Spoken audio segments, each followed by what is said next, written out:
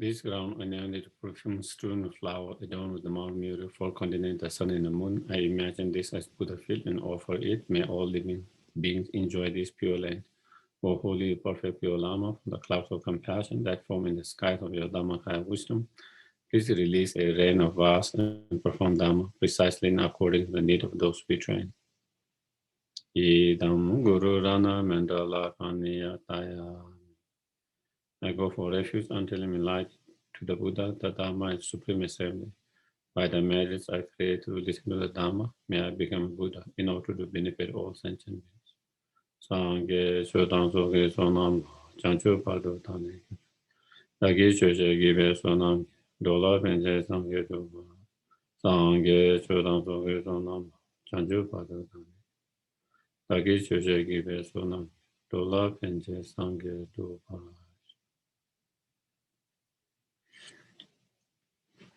So last week we started the chapter 2, which is the disclosing the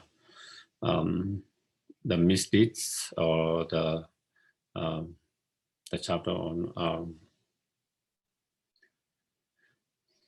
disclosing the negative karma, or and then purifying it. So in relation to that, again, as is mentioned from the very beginning, the reason to engage in this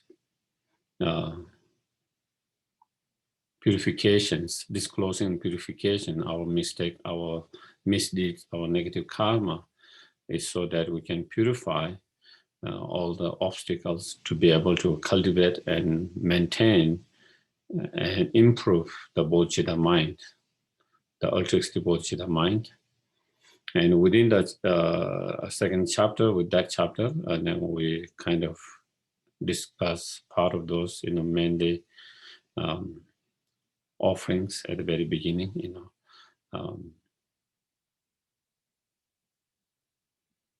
as a way of accumulating merit, as a way to gather the conducive conditions, again, to cultivate, to maintain, and to improve the Bodhisattva mind.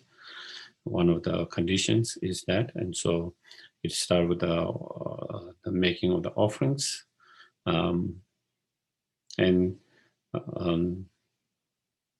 what kind of substance we make offering, why we make offering, how to make offerings. So, and in terms of making offerings, making offering first at the very beginning, all the different offerings that are public, and so taking in our mind and offering them. And then, also there's an offering of your own body, and there's offerings of 12 different kind of offerings. And then, there is a peerless offering like the Samanpada and Bodhisattva, like Bodhisattva, Samantabhadra and Manjushri and so forth. So there is that offerings. So we went those offerings. And then there was a frustration through body, speech, and mind. And then we came to the purifications part. And again, in terms of the purification part, then, we kind of discussed last week, Buddha himself said, in the sutras that if we have all this, of course, Buddha's explain in sutra many different ways of purifying all our negative karma, so many different practice, so many different ways of negative karma. But whatever different form of purification we use, the most important point is to contain the four condition or four opponent power to become the most powerful purifications. And so we kind of, first of all, generally, we try all our best not to create any negative karma.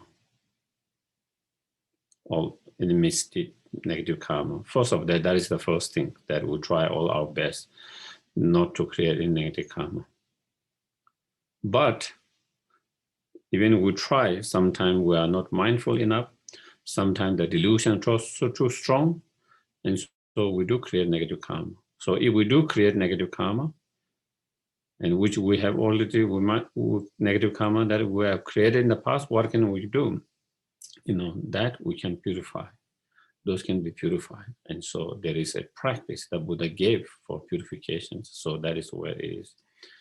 And for the purification to become effective and powerful, then those 4 conditions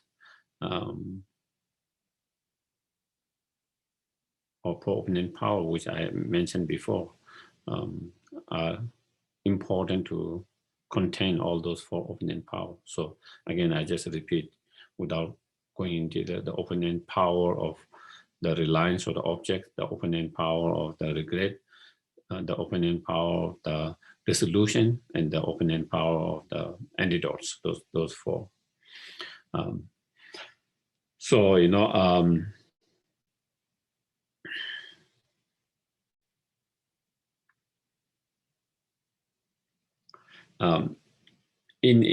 one of the sutras, in regarding to this practice, it is the sutra of explaining the 4 dharma or 4 practices, and in there it says, the Buddha said, Maitreya, so referring to the Maitreya, Bodhisattva Maitreya, Maitreya, whoever possess, not whoever bodhisattvas, the great bodhisattvas, whoever possess these 4 practice or the 4 dharma, then the bodhisattvas will be able to overpower whatever negative karma they have created, they have done and accumulated. What are those 4? And those 4 are those 4 are, the practice or opponent power of regret, the practice of opponent power of antidotes, the opponent power or practice of resolutions, and the opponent power of, or the practice opponent power of the reliance or the objects. And so that is one source of from the Buddha's teaching, sutra, about those 4 opponent power. And that is clearly mentioned there, and so, Lama Tsongkhapa explained in his Lambrim, as well as one of his main disciples, Gyatso Rinpoche, in his commentary to this text, they both explain it, if we apply those 4 opening powers, then, even the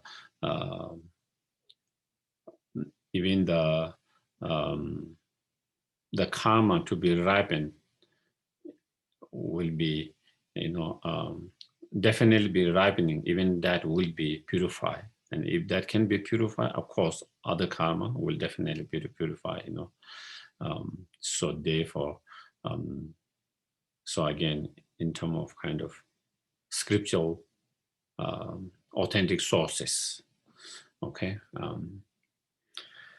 And so here in this particular chapter, Shantideva explained all the 4 opening power, but mostly he go very detailed in the opening power of regret. Mostly he go very detailed in that. In other opening powers, he kind of touched on them in a very briefly, but the most of, as we will go through, you will know, most of that, it will be second opening power, the opening power of the regret or remorse, that he explained that. And again, in many of the Lamrim and many of the those teachings, it is explained, if you have a strong opinion, power, regret, remorse, then resolution will come very easily. The other opinion power, and also the power of applying the antidotes will also come easily.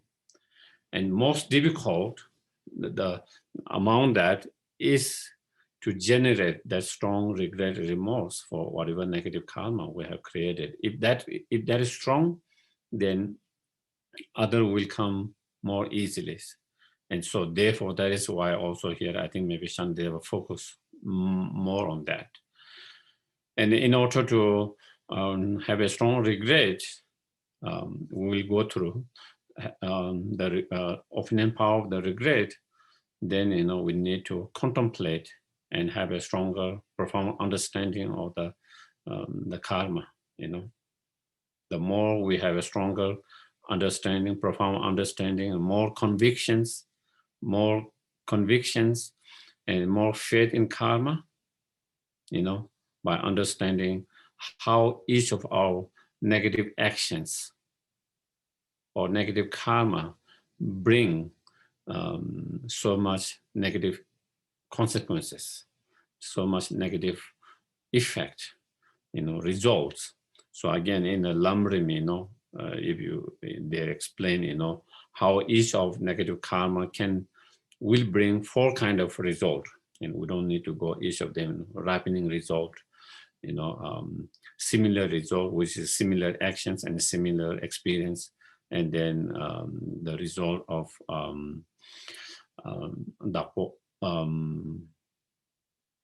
the environmental results. So 4 kind of result with each of them. So the more we have understanding, profound understanding, convictions on those, then the more stronger we will regret, remorse for our negative karma, our negative actions.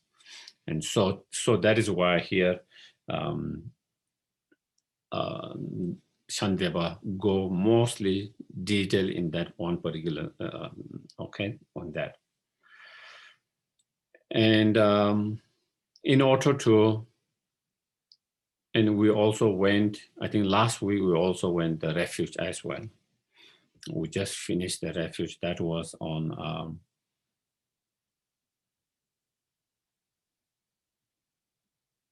I think we finished 26, verse number 26. That is what I think we finished last week.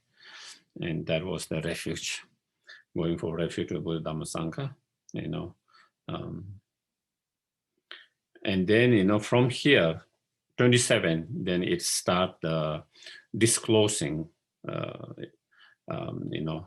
so starting more of the opening power regret, and for that, expressing, your regret,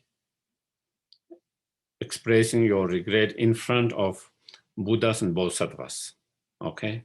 And then purifying in front of them. Disclosing, we invoke, when we do purifications, we invoke, whether it's our Guru, whether it's the Buddhas, Bodhisattvas, as and then we, in front of them, then we kind of, disclose without hiding, disclosing all the negative karma, all the negative actions that we have done intentionally, unintentionally, by recollecting, when we did, how we did, what kind of negative karma we did, and then regretting that with a strong regret. Then we kind of,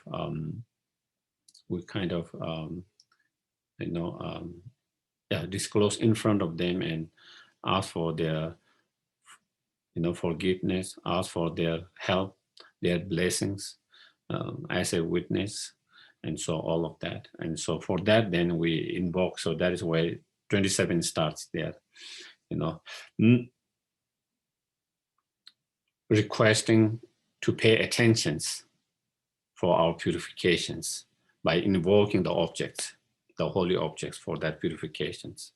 So that is where, with hand, folded hand, I beseech, I request, to whom the Buddhas and Bodhisattvas, so the Buddha of all the 10 directions, 3 times, as well as all the Bodhisattvas in 10 bhumis, 5 paths, who possess the great compassions and reside in all directions. So who reside in all 10 directions, and all those Buddhas and Bodhisattvas who have, unconditional, unpartial love and compassion, bodhicitta. So, so no matter how much I have made mistake, you will not give up your compassion. You will not lose compassion, no matter how bad I am, no matter how much mistake I have made, how much negative karma I have created, I know I can trust. I know I can trust the Buddhas and Bodhisattvas that they will not give up their compassion, love, and they will never let. And so therefore, those who have those incredible, unconditional, and unpartial compassions, I'm requesting, asking, to help, to support, to bless and forgive, and to help me on this path.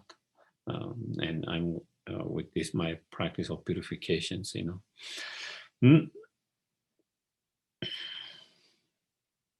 And so the next one is, kind of disclosing, and next two kind of verse. Next two kind of verse is, kind by recollecting all our negative karma,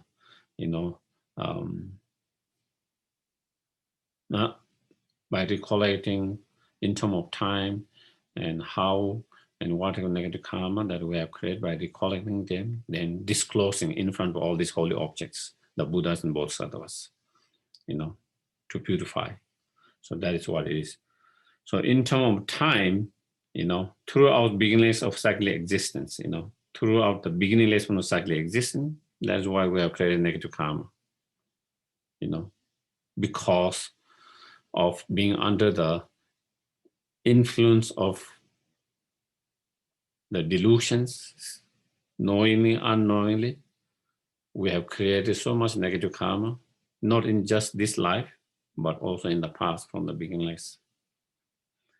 So that is why throughout beginningless cycle existing in this life and others, in this life and all other lives, unknowingly, I committed evil deeds, not only unknowingly, also sometimes knowingly. Yeah, knowingly, because sometimes delusion are too strong.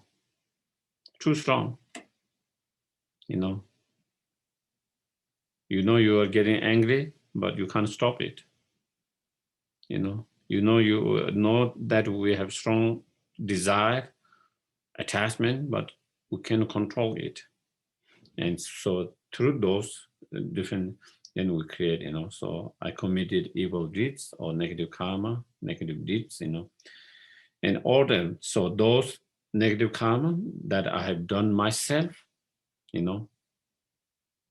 that I have created myself, either by myself, due to either anger, whether due to attachments, or whether due to ignorance, the ignorance of law of cause and effect, or ignorance in karma, as well as ignorance of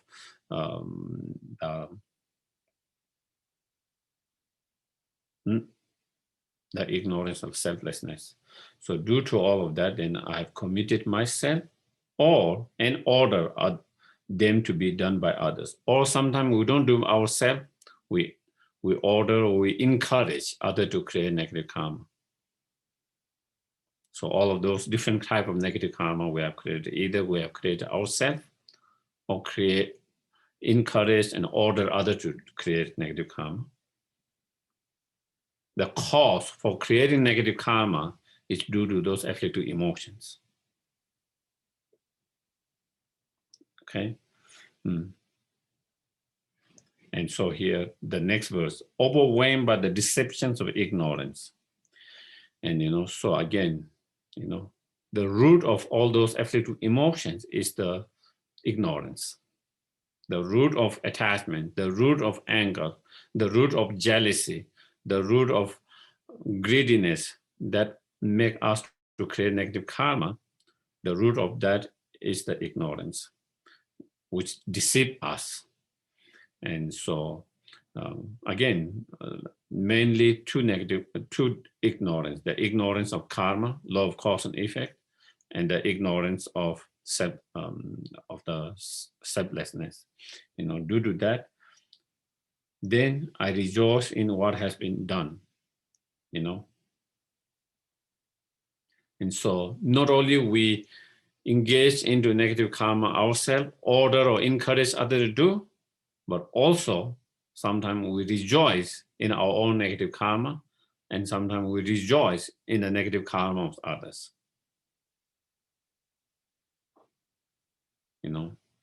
So those are another negative karma. When we rejoice in our own negative karma, we create more negative karma. When you rejoice in others' negative karma, when someone does something bad, we rejoice in that, again, we create more negative karma. So those are, and the reason why we rejoice in our own virtues and others is, because, again, due to ignorance.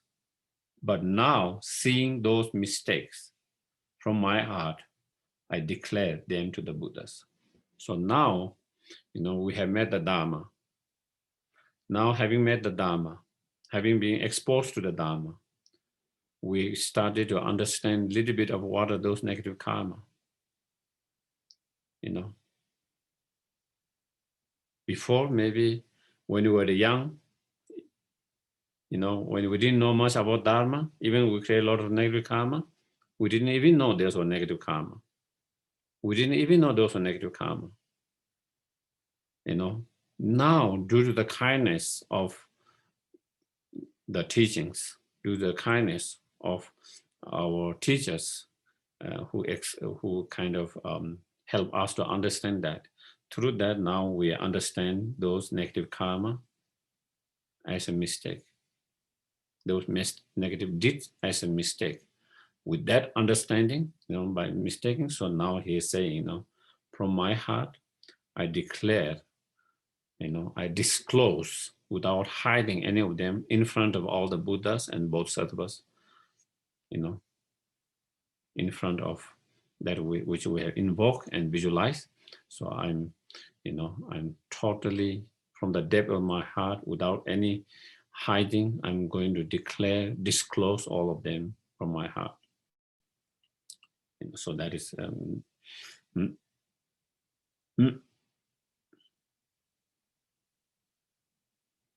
so again, I think it's powerful. It's powerful. So we and it is said, we have to be careful in some of the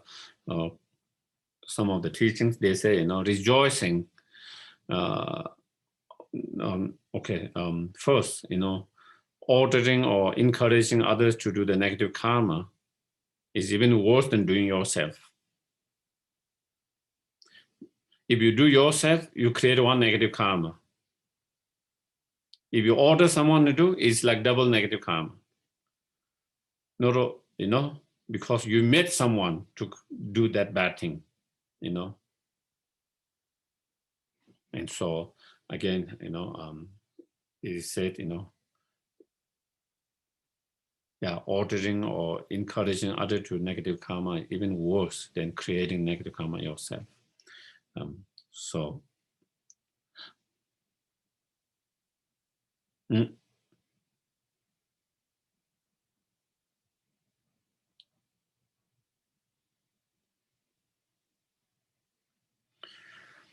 so then what is where we are there? And then now, by recollecting the particular negative karma that we have created in relation to special objects, by recollecting negative karma that we have created in relation to special objects, powerful objects. By recollecting them, then I'm going to again declare, I'm going to disclose in front of all the Buddhas and Bodhisattvas, and I'm going to purify. So that is, so this is in relation to, again, before is kind of more general negative karma. Now it's recollecting specific negative karma with a relation to specific special objects. So whatever harmful act of body, speech, and mind, okay? So negative karma that we have created either through bodies, such as, killing, taking lives of someone's, stealing, engaging in sexual misconduct, beating others, violence act, and so forth, or, through speech, such as, lying, divisive speech, engage in divisive speech, harshful, cruel, mean speech, or, meaningless, idle gossips, and so forth, or through the mind, having too much covetousness or too much strong desire, ill will feelings, and wrong views. Through that I have done in disturbed mental state, afflicted emotion, and we have done all this negative karma through either of three doors or two of door or three doors together because of those disturbed mental states, such as attachment, anger, ignorance, so forth, and especially, so any of those negative karma, we have three doors due to the delusions, but especially towards three jewels of the refuge. So negative karma that we have created, holy objects such as three jewels, because of that holy objects, creating negative karma in relation to is more stronger than negative karma creating in relation to someone who is less enlightened. Okay, so therefore this is special, stronger negative karma because of the object is very special, holy, enlightened. Okay, all my parents, again, creating negative karma in relation to parents is much stronger because of our strong karmic connections and because of their relations because of our parents sacrificing their life to upbring us,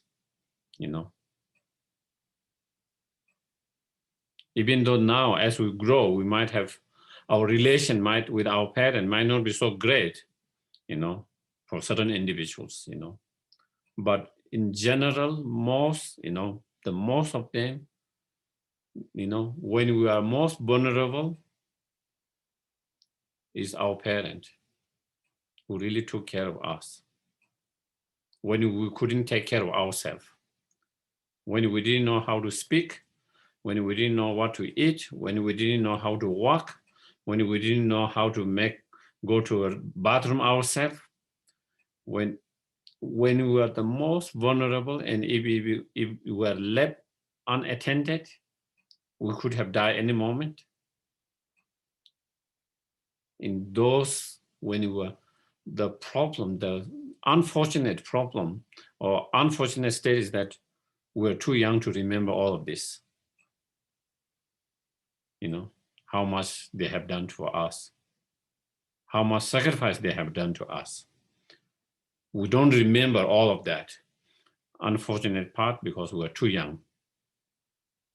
All we remember is later as we grow up, them shouting to us, not being nice, not giving us something when we need it, We have asked for something and they couldn't give, or, all those we still have strong and so remembers or recollections. But so that is why, the parents are very special special in our life among other beings. And because of their such kindness and care, that so if we create negative karma towards them, it's much more stronger than creating negative karma that with whom we don't have that kind of same connections, same kind of relationship. So that is why, again, this is a more stronger negative karma. So recollecting those negative karma, and what was that? Towards my parents, my spiritual masters, and then my spiritual masters, our guru. Again, guru represents one.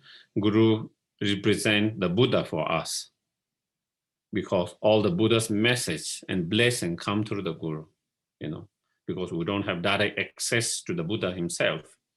And whatever we learn, study, it comes through the guru. And so therefore, again, creating negative karma in relation to the spiritual master, the guru, is much more stronger. And so again, all the negative karma that we might have created in relation to the guru, we try to, again, recollect. And others, others like, bodhisattvas, creating negative karma in relation to the bodhisattvas, those who dedicate their whole life for all other sentient beings, give up their own well-beings in order to serve other sentient beings, in order to benefit other sentient beings. And if we kind of hurt them, if we do something negative karma in relation to them, those are much more stronger, And so therefore, again, by recollecting all this negative karma, then again, we declare, we disclose in front of all the Buddhas without any holding back, without any hesitations, and then purify. And it is important, we don't have to hold thinking, oh, if I declare, if I,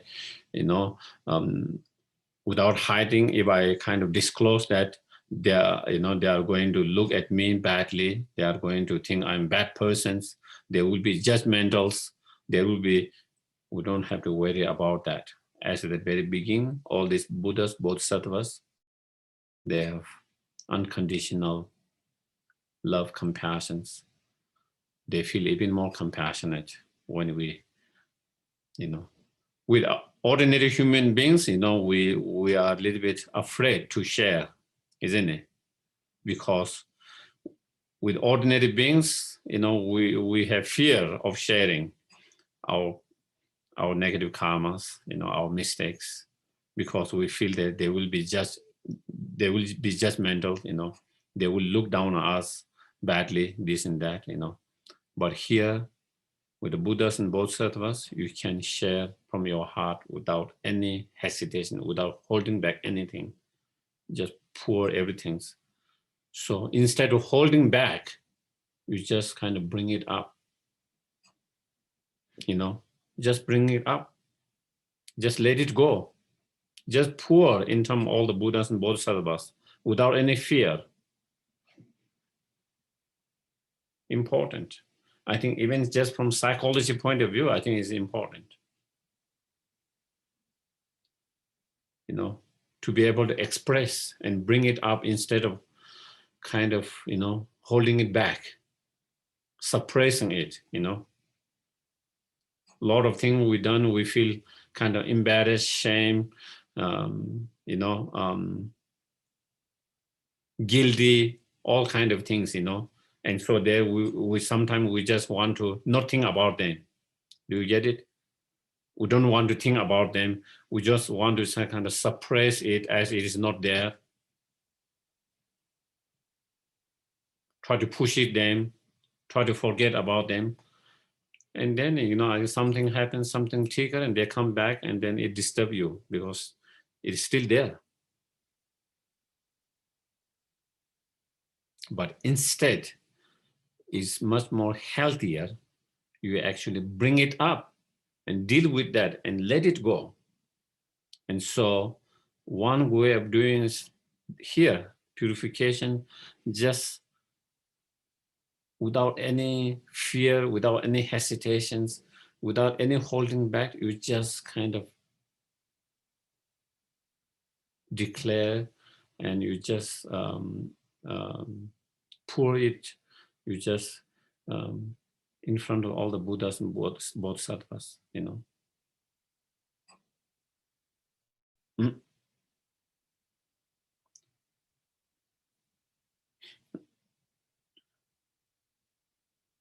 And for those, you know, like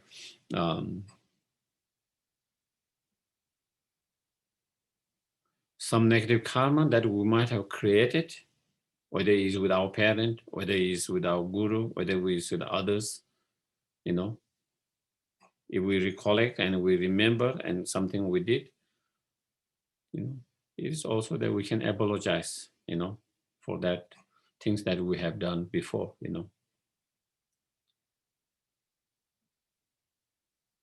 And then kind of, you know, clear it, you know, that without holding it, you know. Now we understand. I'm sorry that, you know, I hurt you, I harmed you, knowingly or unknowingly, you know. Maybe at that time I didn't know. Now I understand that was mistake. That's what harmful, you know. So that we don't.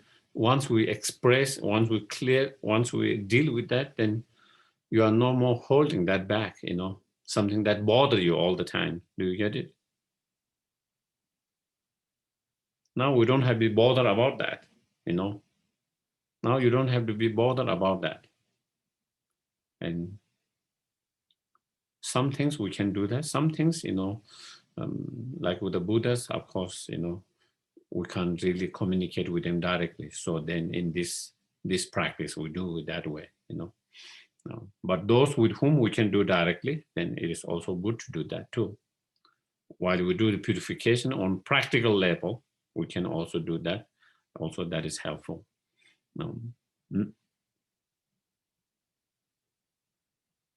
next one, you know, again, purifying with a great regret by recollecting on by recollecting or by understanding undesirable, painful result of such negative karma. Okay, so contemplating on the undesirable, painful experience of such negative karma, then we regret, because nobody wants suffering. Nobody wants such painful experience. And so therefore, by regretting what we have done, because the consequences or the result of such actions will be painful and undesirable. And therefore, with that understanding, then again, we regret and we purify. Yeah. Just like, you know, for example, if we have taken without knowingly, unknowingly, if we have taken a poisonous food, you know, now you are in trouble once you realize that. And so you will regret that immediately, you know, and you will do everything to kind of bomb it or to take that food out in whatever way, you know. And so similarly so that is where the next, by reflecting on the contemplating, reflecting on the result of negative karma. So 31, that is where it says, and all the grave wrong done by me, you know, all this negative karma, negative deeds, unwholesome deeds that I have done. So through evil and polluted, you know, through negative, through the afflictive emotions, you know, the delusions, which are evil and being polluted by those delusions that we have created, but abundance of the false, you know, that such actions has so much negative consequences, so much negative results, you know, that one could experience as a result of some of those negative karma in this life, some of them in future life, some of them in this life as well as a future life. and experience so much negative karma. In the result of such negative karma is, as mentioned again, it's not just one result, four different results, and when you contemplate each of those results, each of them are very undesirable, unpleasant, suffering, painful, and by understanding, recollecting, then now I openly declare to the guides of the world. So then I openly, without any fear, without any holding back, I declare, I disclosure all this my negative karma to you, the guides of the Buddha, the guides of the world, the Buddha and the Bodhisattvas. So so so again, that is, so you can see with again, it's focused on that particular, as we mentioned, the particular opening power of regret by contemplating from many different angles,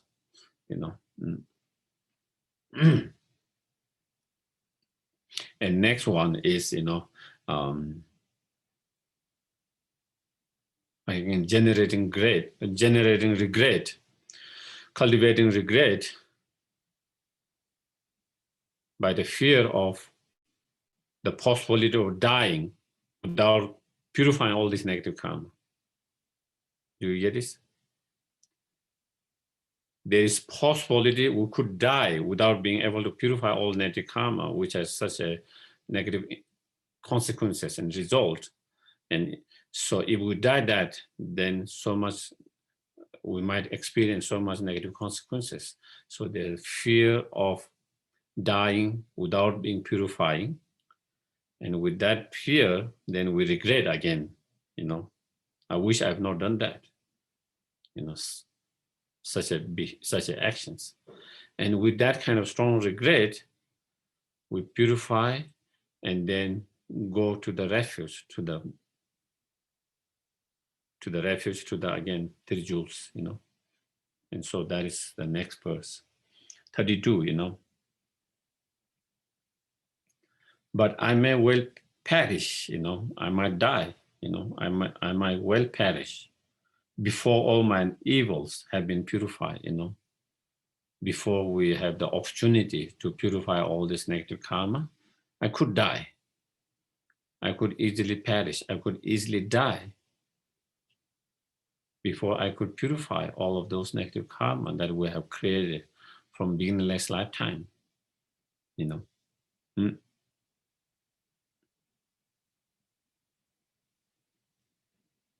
And therefore, with that understanding and fear, I declare and I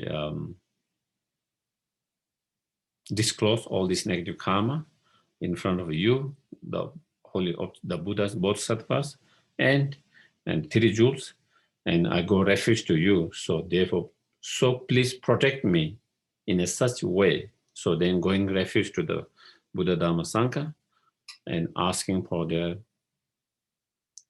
their protections, help, guidance, blessings, Please protect me in such way as will swiftly and surely free me from them.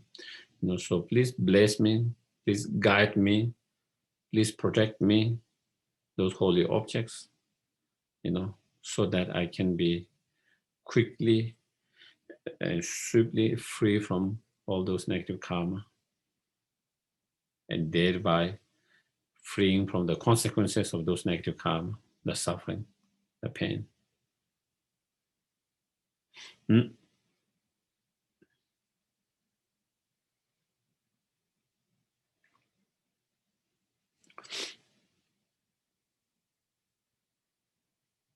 if we think, well, I might have enough time to purify before I die, So why should I be so concerned now, Why should I be so concerned now? Because I will have plenty of time to purify them before the death comes. So I don't have to have so much concern. I don't have to be fearful of dying before being purified, Again, don't we think sometimes like that, Don't we think there's plenty of time for us to do practice Dharma, you know? We think, you know, oh, there's so much time on our side. You know, time to purify, time to do retreat, trying to do study, practice, you know, but that might be just deceptions, deceptive, you know. And so that is where, you know, the next one, you know, the untrustworthy Lord of the Dead, you know, is untrustworthy because you never know when he's going to come, Lord of the Dead. You never know when he's going to come, you know. Wait not for things to be done or undone, okay? So the Lord of the Dead or the dead does not wait. Oh, I'm going to not come because you have not finished purifying negative karma, you know, so I will come later. You know, it doesn't. It doesn't wait whether you have purified, you have done the purifications or not, complete the purification or not. It doesn't wait whether you have practiced or not. It doesn't wait whether you have finished your retreat or not. It doesn't wait whether you have finished your project or not. You know, because so many people die in the middle of the project, in the middle of purification, in the middle of practice, in the middle of retreat. You know, and so many of them, not all, they don't die while they are in the process of that. So many of them, they die even before they started the process. Some of them, they have a lot of plans, a lot of projects in their life, and suddenly death come before they could even start their project. Even they could start, you know. Here mostly, even they could start the purifications, the practice, the Dharma, even before they could start their retreat. You know, they might have all different plans, and before even they start any of the plan, the death could come suddenly. So therefore, waits not for things to be done or undone, you know.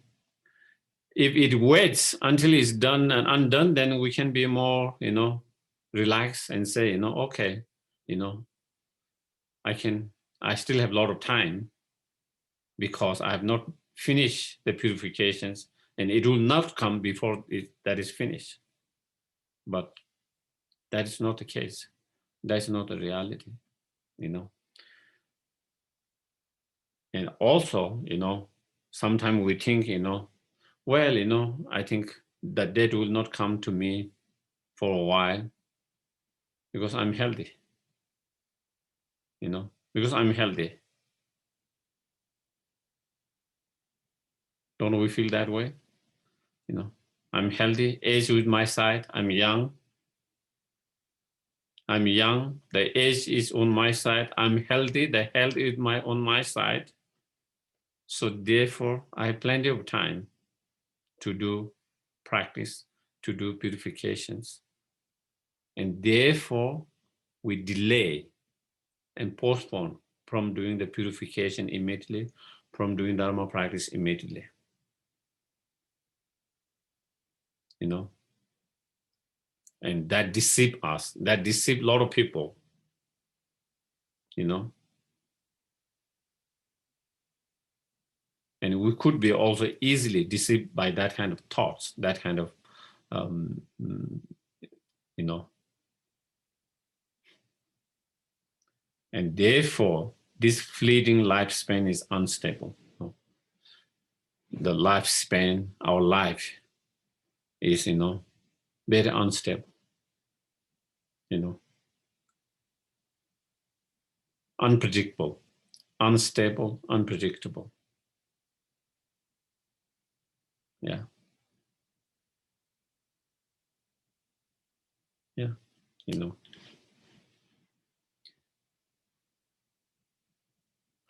In just last, short period, I'm getting a lot of, text messages, emails, relative, friends, suddenly someone is diagnosed with a cancer. Suddenly someone has an accident. Suddenly something happening, you know, it kind of, it just feel like, how did that happen? How did that happen? You know, suddenly, everyone's caught off, surprise, unexpected, shock, the person themselves, their family, their friends, but because we took all for granted, because someone is healthy, yourself or someone, it feel like they will be healthy all the time,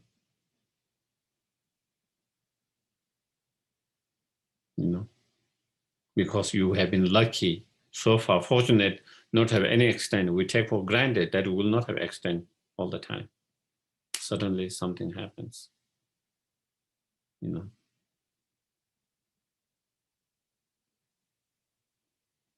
And sometimes when you hear those stories,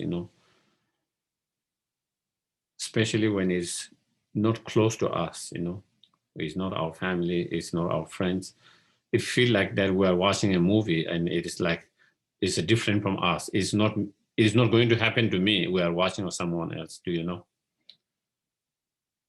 Until it happened to your own family or friends, then it become more personal, more close. And of course, it happened to you, then it is even more closer, But the fact and reality is we all are same, Something that happened to other person could happen to any of us. Something that happened to someone, that could happen to any of us anytime. But the problem is in our everyday life, we don't feel that way, until something struck us. We don't feel the possibility of we can be one of them, And if we're aware of that all the time, then we will not take anything granted. We will not take anything granted, If we're aware of that, aware of this unpredictable, impermanent nature of our life,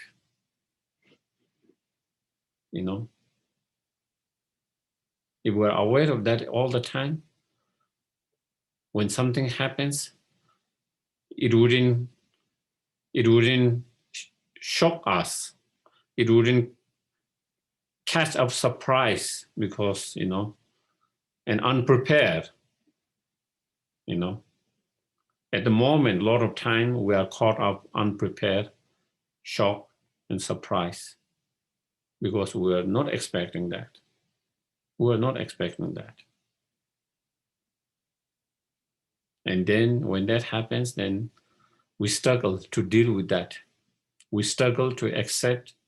We struggle to, deal with that new reality, new situations, new changes, painful changes, and then we suffer more,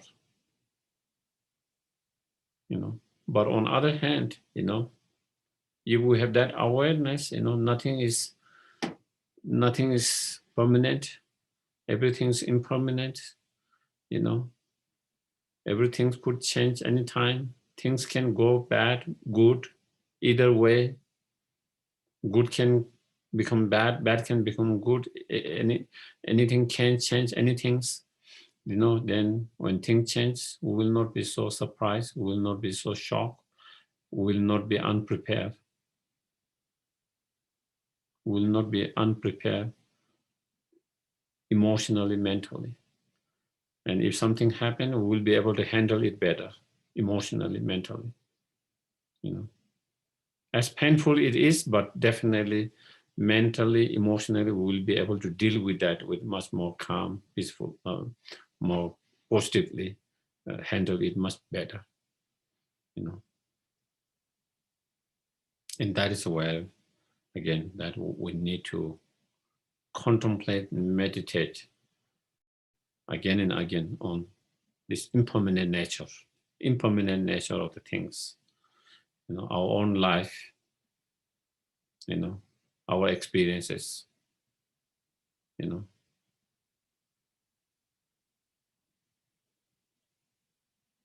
own families, our own friends, our own reputations, fame, our own, everything that we own, everything that we have, all of them are impermanent nature, and all could change anytime, any moment,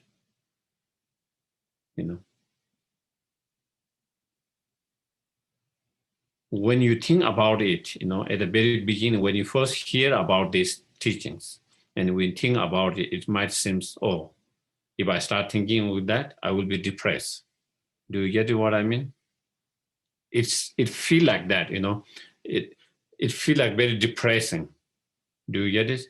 Like thinking that, the possibility of losing all my family, or either we losing them or them losing us, losing all families, friends, the possibility of losing our job, our everything that we have, everything's our reputation, and it might feel like it's kind of depressing, but actually, when someone started to meditate deeply, it has the opposite impact. It's not depressing, but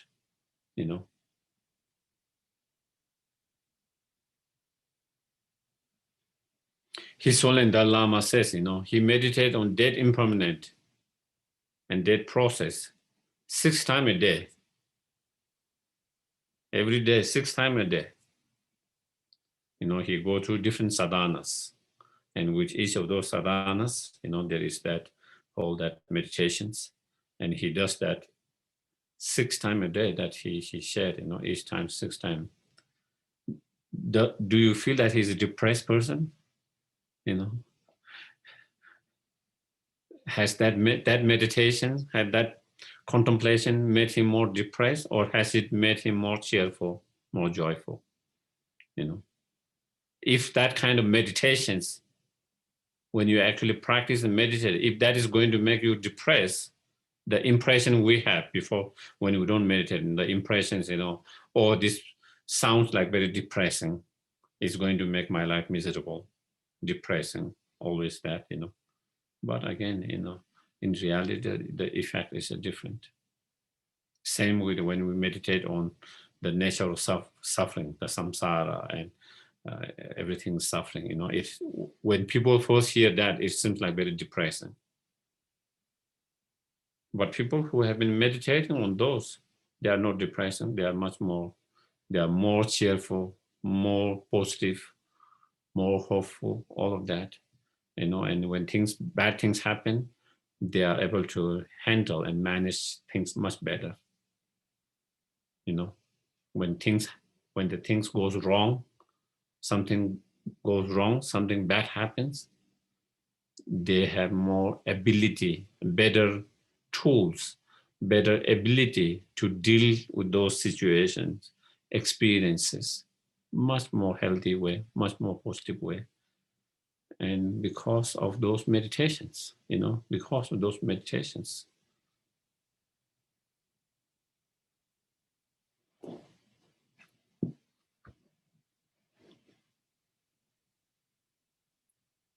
Mm.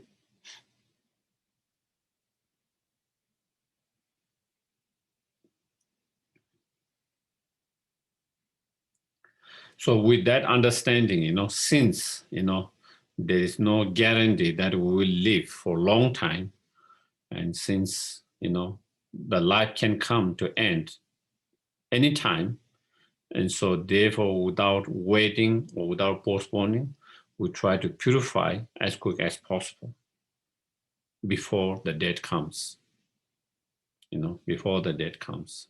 So we try to purify as soon as possible. So when you have that realizations, when you have through that meditations, through those meditations, when you come to some understanding and realizations, that life could come to end anytime, very soon or long, we never know. It could come any times, then you begin to say, there's no time to wait. There's no time to wait. I must do now. I must purify now. I must practice the Dharma now. That gives you sense of urgency. That meditation and understanding through that meditation, awareness through that meditation will make you feel sense of urgency in your practice. Here, the purification and all other Dharma practice, and give you more, more inspiration to practice sooner, and purify it sooner, And after doing your practice, after doing your purifications, if you have long life, better. You have nothing to wait. You have all the purification. You have practice. You have developed all the tools. One more day is bonus. One more week is bonus. One more months, year is bonus. You are prepared to go anytime, and now you are getting, and your life, you can be very appreciative and gracious of each day, each week, each month.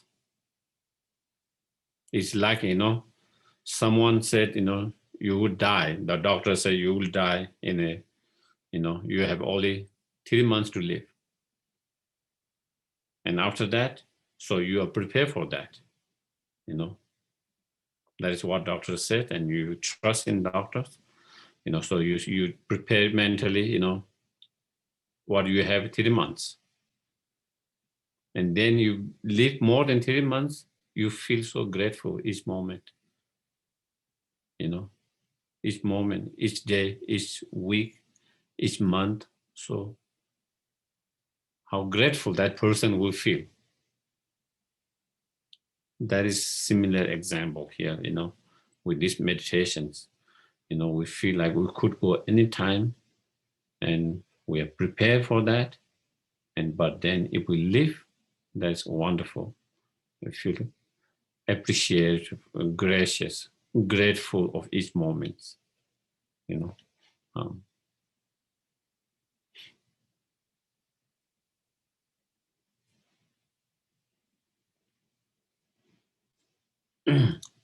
So next one is, again, cultivating regret and purifying, for all the negative karma that we have created in relation to our families, friends, in relation to material wealth, in relation to our own body, being kind of attached, to our families, friends, being attached to ourselves, our body and ourselves, being attached to things, material things. And because of being attached to all of that, then we create a lot of negative karma, we have created a lot of negative karma because of that.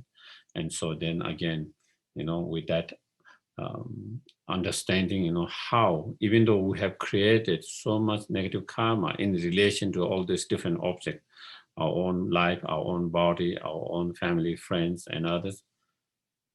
But again, all of them are, unreliable,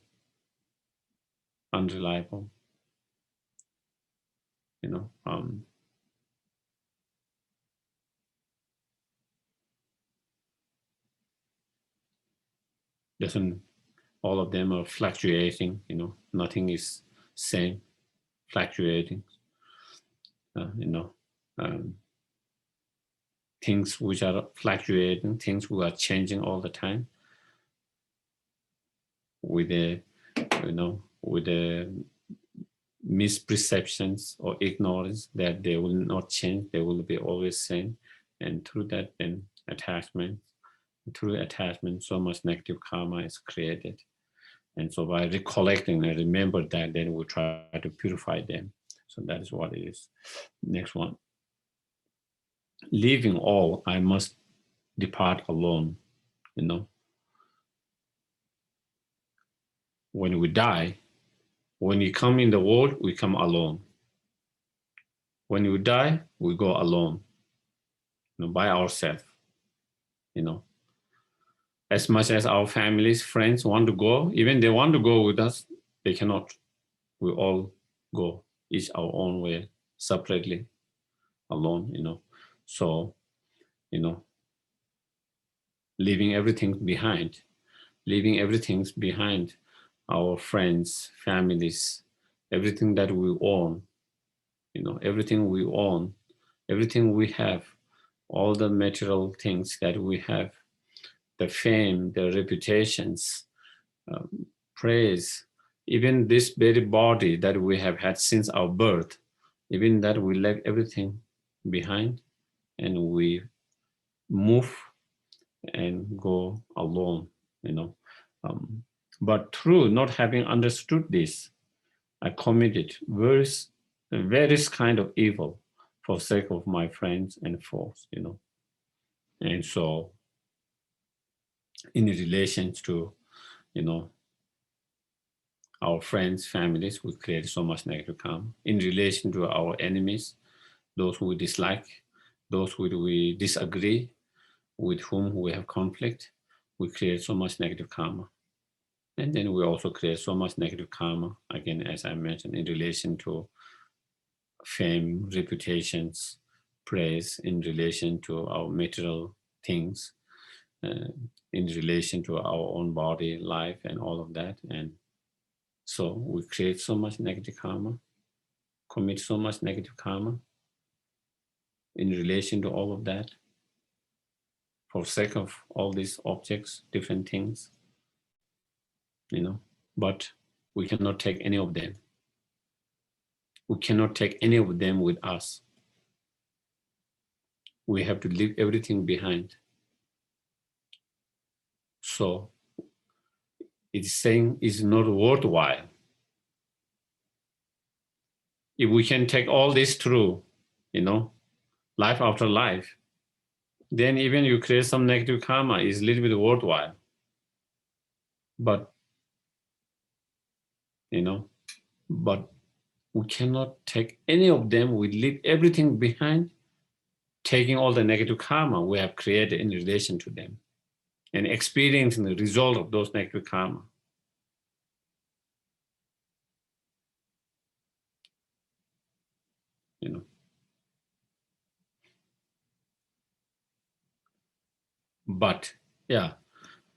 But we will be experienced, and then that time there's no excuse. Oh, I created negative karma for my friends, I didn't do for myself.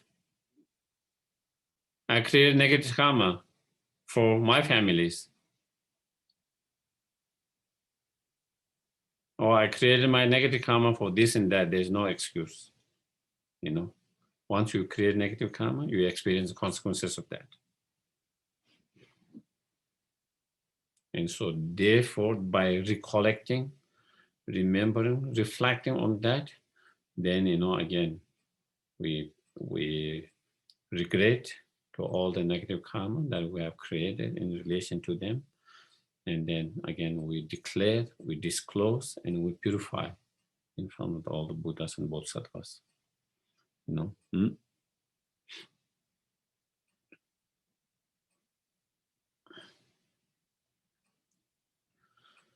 And why we shouldn't create negative karma in relation to all of those objects. Why we shouldn't create, why we shouldn't create negative karma in relation to all of these objects. So next verse 35, my foe will become nothing, Our enemy Just one day, there will be nothing, they will die. Just like everything's, their life will come to end, they will die. And so why we create so much anger and hatred and bad feeling, evil feeling, and then not only all this bad feeling, but in terms of bad feeling, sometimes we criticize them, sometimes we talk bad about them, sometimes we wish them bad, we sometimes we rejoice in their miserable, and all of that is not worthwhile. It's not worthwhile. Instead, you should feel compassion because they are going to die. There will be nothing, Same time, in the same way, our friends will become nothing.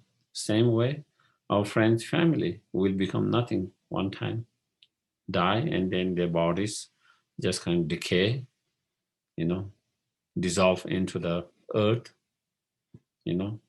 dissolve into the soil, become nothing. So again, there's no point of becoming so attached to them, so strongly attached to them. And because of that, strongly attached to them and creating so much negative karma, when we are so attached to them, then we try to protect them all the time. Even when they are even when they are wrong, we try to protect them and fight with others in order to protect them, So we become biased, we become biased. Normally we say, bias, we all fight for discrimination, We all fight because we say, whenever we see someone is being discriminating, being biased, we say we want to fight for justice for them. But really check it. When it comes to our friends, family, we are very much biased, very much biased. You don't want to be biased. Sometimes we are not even aware we are being biased, because of our attachment kind of blind us from seeing that. When you have less attachment, you are able to see the picture better. But when you have strong attachment or strong anger, that kind of, blind us to see the real pictures, better pictures. And because of that, we become kind of, biased and discriminating. And through that, then we create a lot of negative karma, Through that, then we create a lot of negative karma. But for what? For what?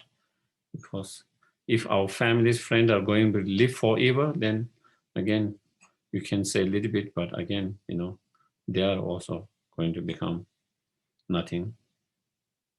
Not only your friends and families, I too will become nothing,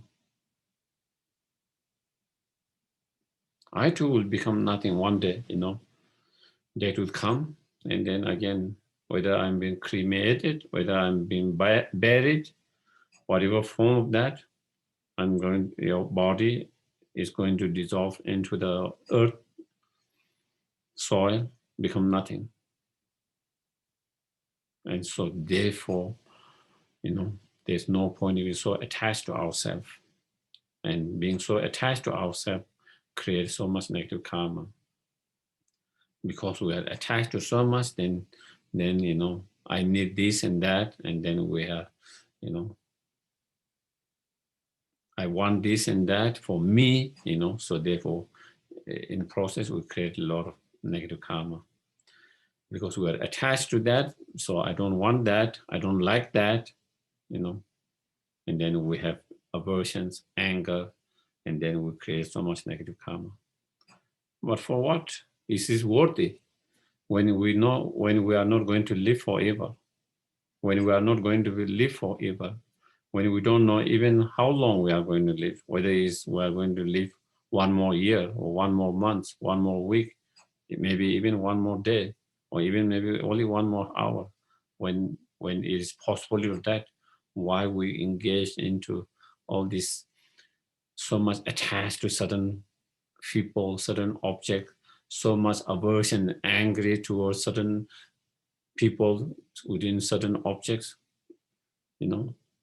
it's not worthwhile. Likewise, all will become nothing, Likewise, everything, all the conditioned phenomena, will decay. It's only a matter of time. It will be decay, it will disintegrate, and it will be nothing.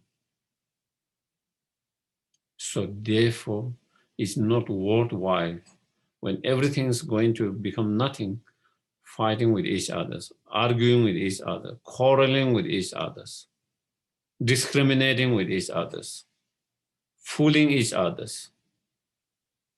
pushing each other. It's not worthwhile. It's not worthwhile. So with that understanding, then, recognizing, oh, I've created so much negative karma,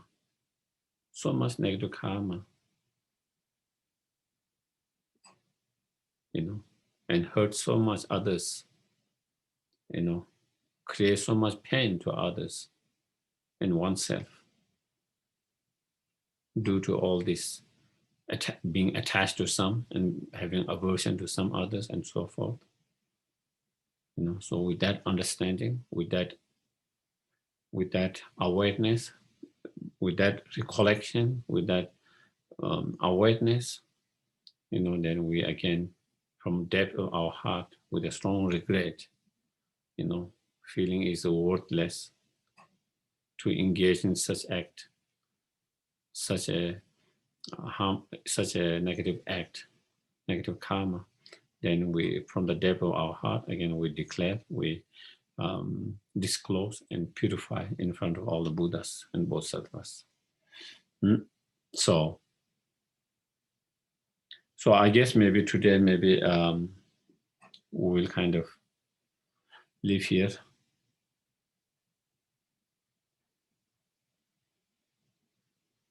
Anyone has any questions, comments, cautions? Yes, please. Yes, Brittany. Thank you very much, Geshe, for your teaching. That was really energizing, even at the end of a long day. So I really appreciate the way you presented purification, and also encouraging us to just be so open to, let it go, I think you said, or let it flow. So I have at least one question about purifications. It occurred to me while you were speaking that, studying the Dharma or attending teachings is, in terms of the four opponent powers, that's a possibility in terms of a remedial action. And so then I thought, it's a little bit meta, but then I was thinking about us attending these teachings as a form of being able to engage in that part of the four opponent powers.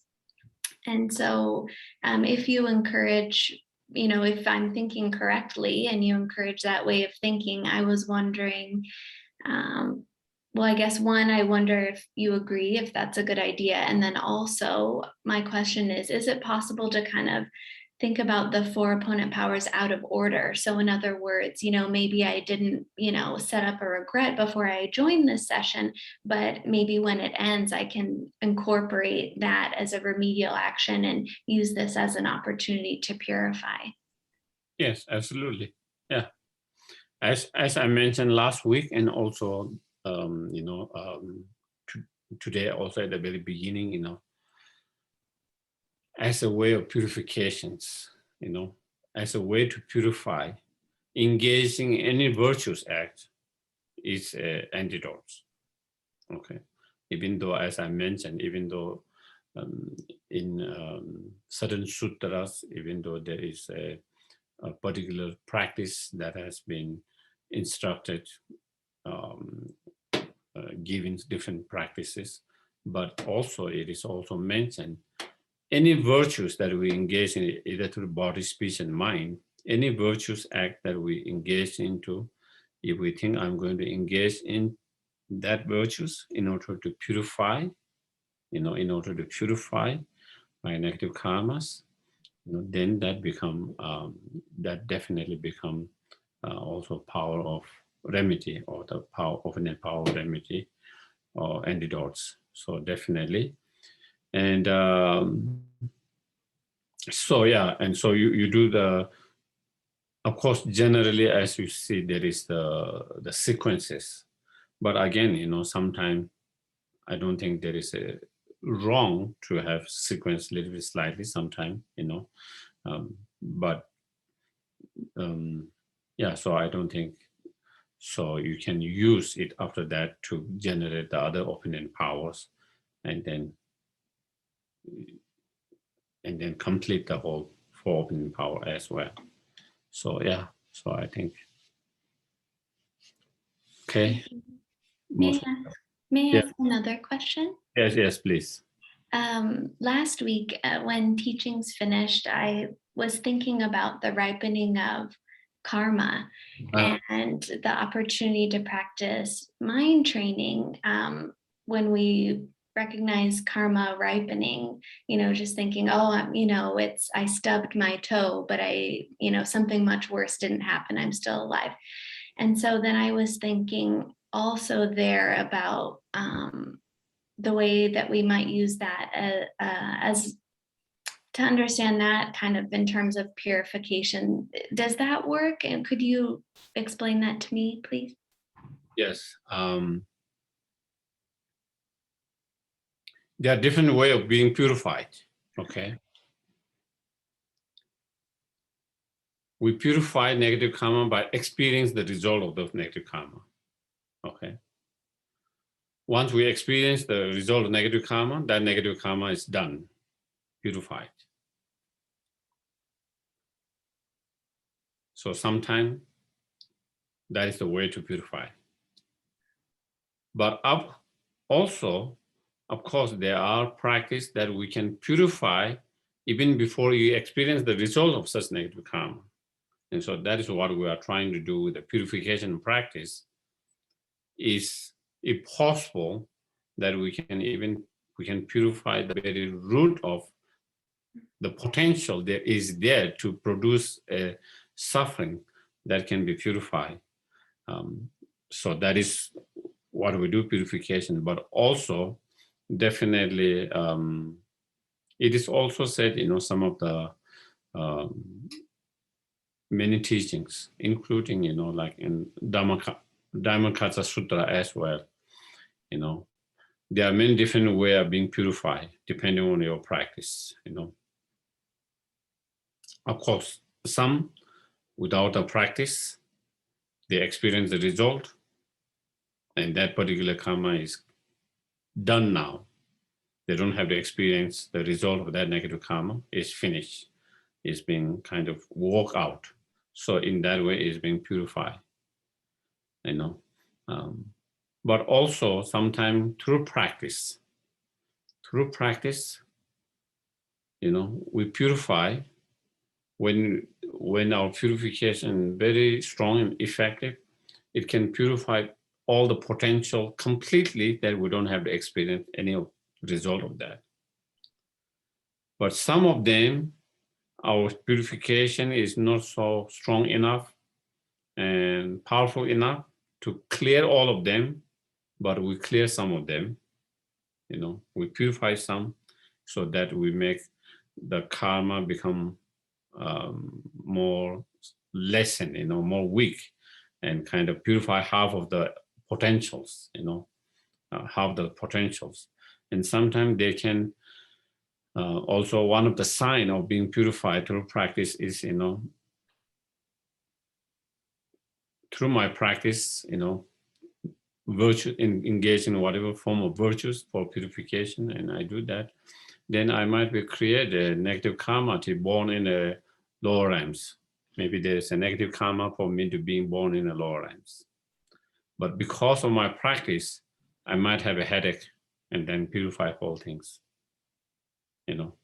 So the negative karma that is to be born in the lower realms manifests in a very small way, as a headache or as a fever.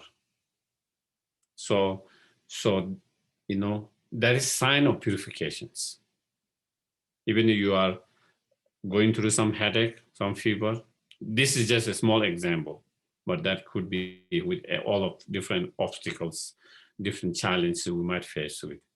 And so, but we should rejoice, thinking, oh, by experiencing me, I'm purifying the negative karma of to be born in lower realms, or from negative karma of being eaten alive by another in future as animals, another animals eating you alive. That kind of negative karma has been purified by going through this. So it is possible for someone to happen like that, purification. But whether that is happening because of purification or you are just experiencing that, it's always good to think that way anyway. Then it gives you some kind of positive, something positive in that. You see something positive in that. So then you are not so upset about that. Do you get it? It's unpleasant. It's unpleasant. It's something unpleasant, but at the same time, you don't have so strong aversion towards that because you something positive in that, and that is yeah. Okay. Thank you very much. It's my pleasure. Geshe, could I ask one quick question? I know we're running low on time. No, it's okay. So, are there different levels of negative karma depending on intention? I mean, I imagine, of course, two people could have the same action, and depending on their mindset, it could be negative karma, positive karma, or a different degree of negative karma created. So, for example, I'm sure there's parents who will do things they know are unethical or kind of against how they might normally act to protect their children. And probably on the extreme end, I don't know, I can't remember the exact historical story, but I know in Buddhism we've discussed, I think it was on a boat and someone knew someone was going to murder people, and so this guy actually murdered that person knowing how terrible that karma was, but with the goal of saving everyone else. And I believe that person became kind of enlightened in that moment. So just kind of big picture thoughts on kind of karma and the levels of it depending on intention. Oh, definitely, intentions is the key, the most important factors in karma, either positive karma, negative karma. The most important factor is the intentions, intentions. So many factors comes, intentions, the actions, the completions, For example, there is a difference between who harms or hurts someone intentionally and unintentionally. Okay. Two persons harming someone with same actions, but one unintentionally, one intentionally. So there is a difference between that, in terms of the intensity of the karma, or whether you are creating karma or not, So there is that part. Then, of course, also the intention you talk about, whether you do that something with the compassion, bodhisattva mind, or whether you do it some afflictive emotions. So that will, there is a difference.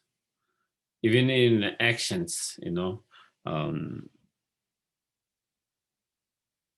even you hurt and harm someone, how the way you hurt and harm others also will make a difference in karma. Like someone killing someone by torturing and someone killing without that kind of torture, easy death. both in that sense, both killing, but there is a huge different negative karma, even with the same intentions. The one who's killed with the torturing will create much more negative karma than someone who killed without torturing, very quick death, relatively, comparatively. So there is that difference. Also, there is a difference in terms of the objects, in terms of the objects, creating, killing.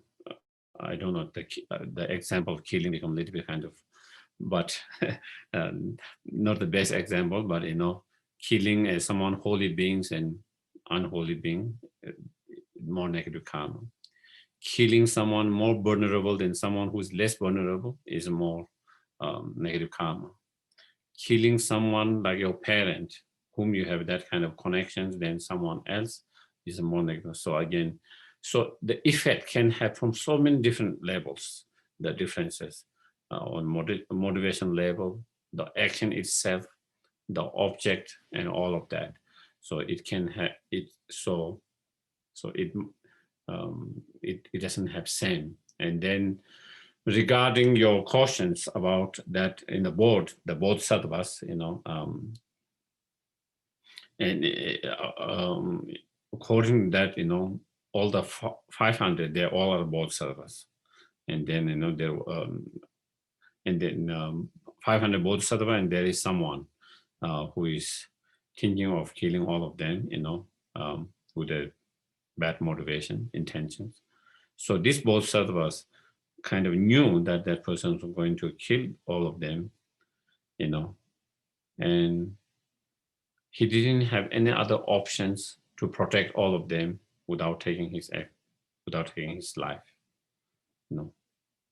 If there was other options and he took life, then again, it is a very different story, But in his cases, he had no other, he didn't have any idea, any way to protect them without taking his life. The only way to protect them, 500, is taking his life. So that was the last options to protect them. And he knew that by killing those, he's creating so much negative karma, that person's, because he's killing not just 500 people, but all Bodhisattvas. Hurting and harming one Bodhisattva is so much negative karma. And so he felt compassion, not only for those who are going to be killed, but the one who is going to kill them. He feel more compassion even for the person who is going to kill them, because he knew that he was creating so much negative karma.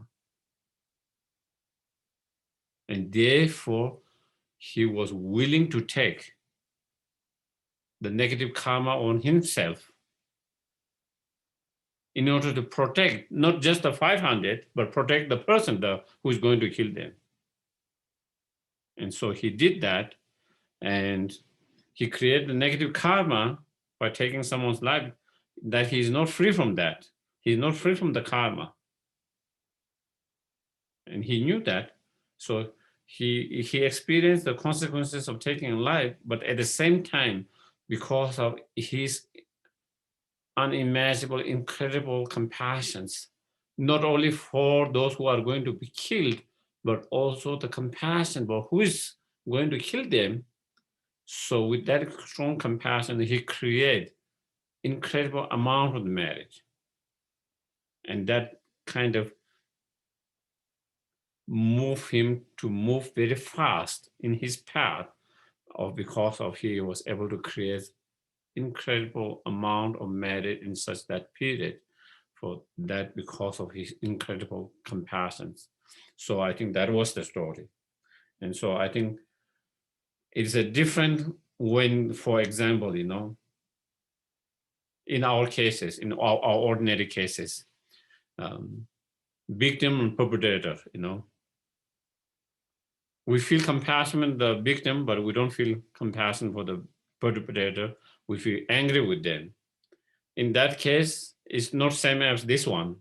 This one, not only he had compassion for the victims who are going to be killed, but he has even more compassion for the perpetrator, So that is the level of compassion he had, Bodhisattva. So it is incredible level of compassion. So I think even though there is story, but I think sometimes we might kind of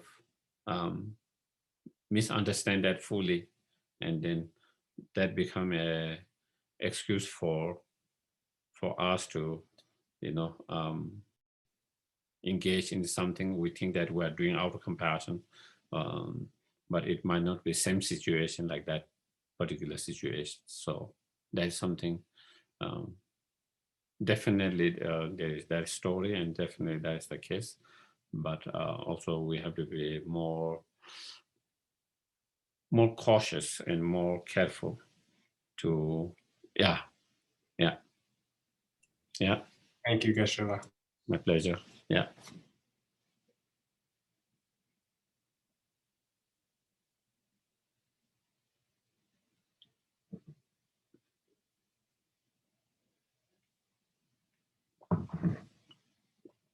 So do you have the dedication prayer? Yeah.